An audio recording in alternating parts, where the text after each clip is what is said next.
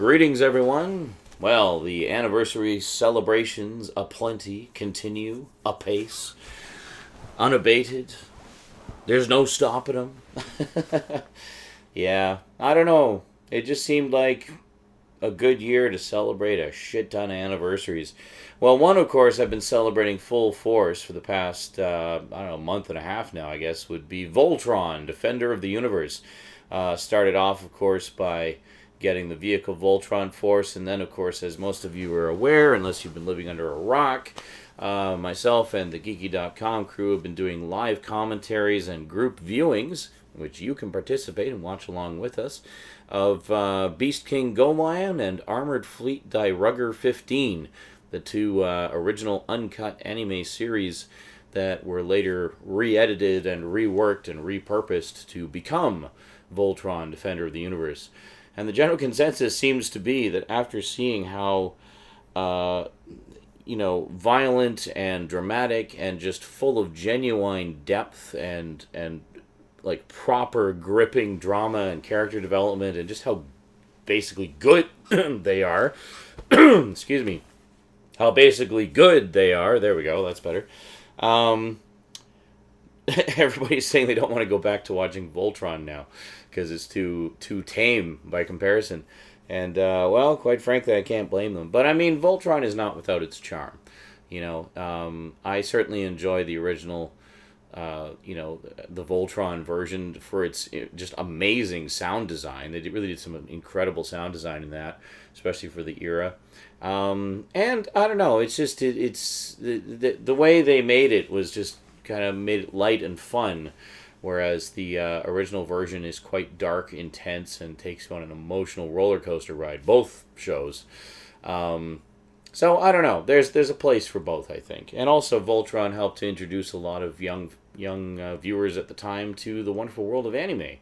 And now that we're all grown up, we can watch the original versions and appreciate them for the kind of underrated masterpieces that they are.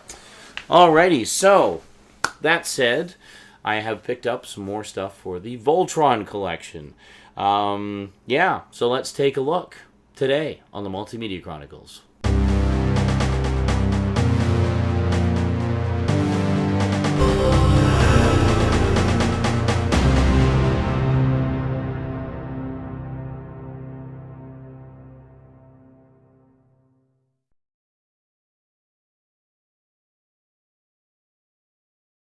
Welcome back. Alrighty, so let us take a look-see here. Got a few goodies. Well, first off, let's take a look at these ones. These are kind of some interesting products that came out a few years ago. There's been, over the years, a handful of Voltron comic books.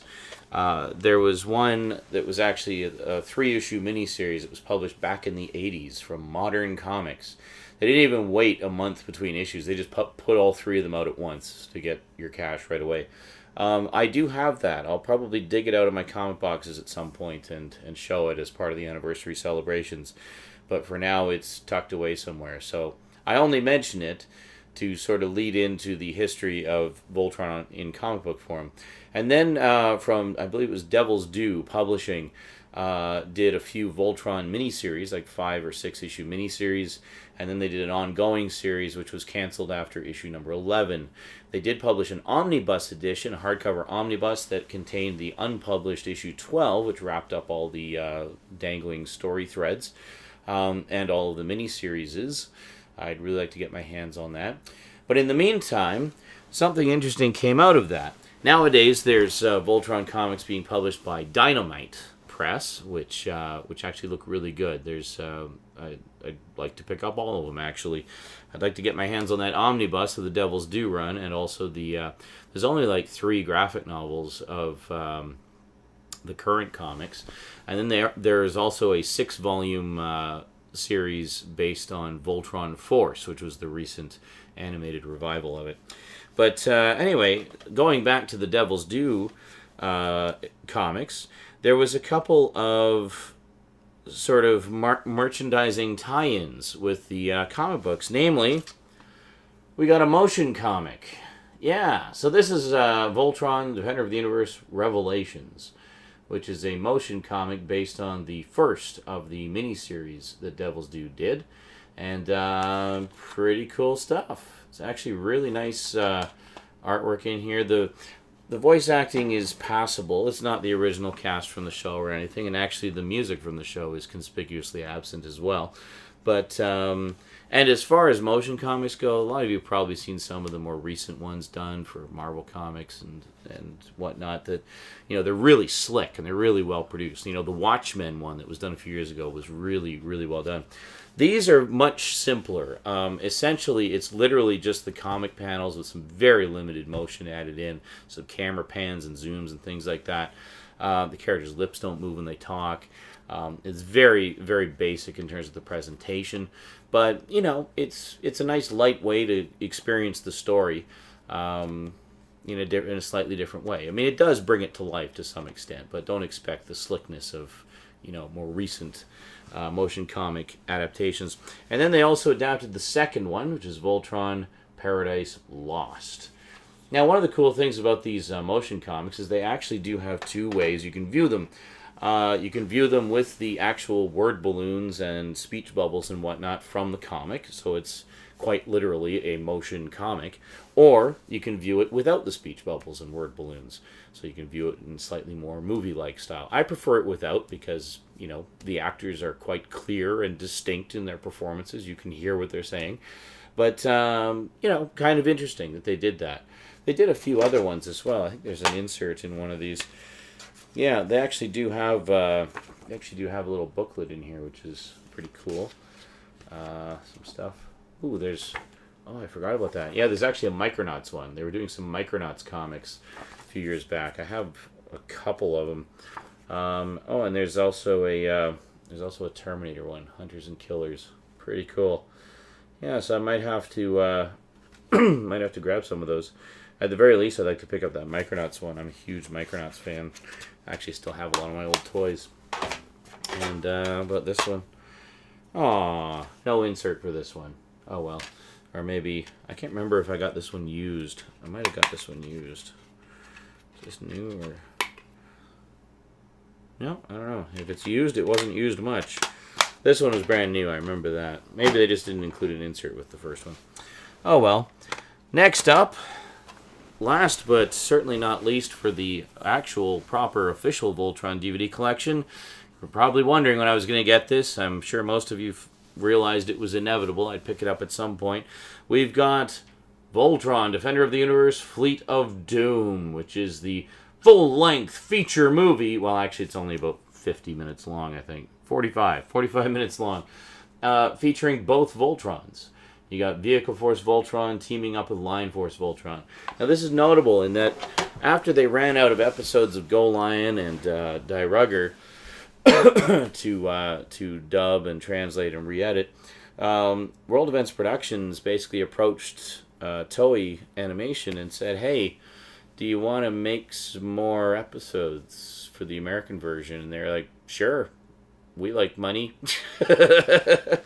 So they basically hired the original animation studio that had made the original cartoons to make new Voltron stuff specifically for the American series. Similarly, that's how the second season of Lion Force Voltron came about, namely the Queen Merla story arc. That is exclusive to the American version and was done in cooperation with the original production company, strictly for Voltron. So it's strictly a continuation of Voltron. It is not a continuation of Go Lion by any stretch, because Go Lion ends completely differently. So, yeah, pretty cool. So anyway, this one, I believe in terms of continuity, this is supposed to take place between the original 52-episode run of Lion Force and the beginning of Die Rugger, kind of bridges the gap. The beginning of Vehicle Force Voltron. Sorry, I've been watching the originals too much. But, yeah, so I remember I have seen this. Like, I did see this on TV many moons ago, but only ever saw it once.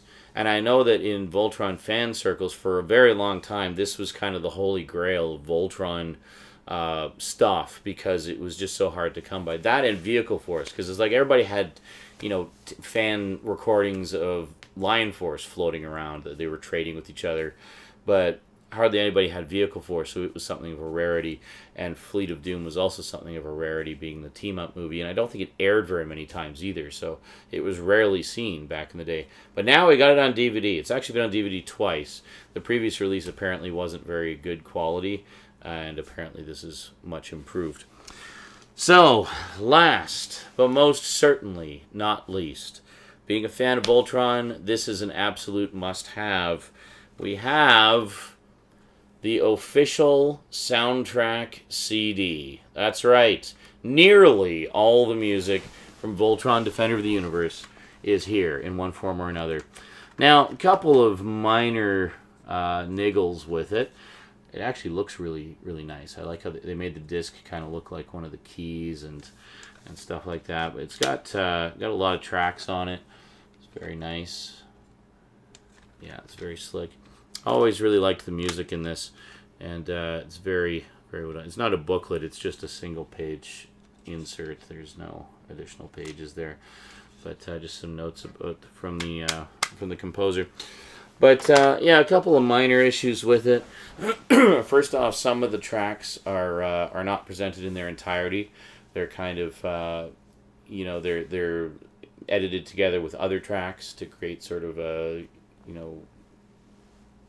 I don't know, a thematic piece, if you will. So you've got a whole bunch of individual tracks, and then you've got roughly a 20-minute compilation that has, what do they call it here? An all-music compilation. But the funny thing is about the all-music compilation is it actually contains music that is not in the individual cuts, like the individual tracks that precede it.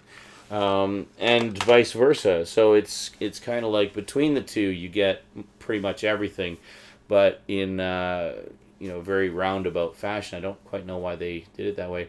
The other thing I noticed about it, which kind of annoys me, I'll be honest, as a musician myself and as someone who does a lot of audio mixing myself, for whatever reason, whoever mixed the CD cranked up the levels like ridiculously, in particular the bass level.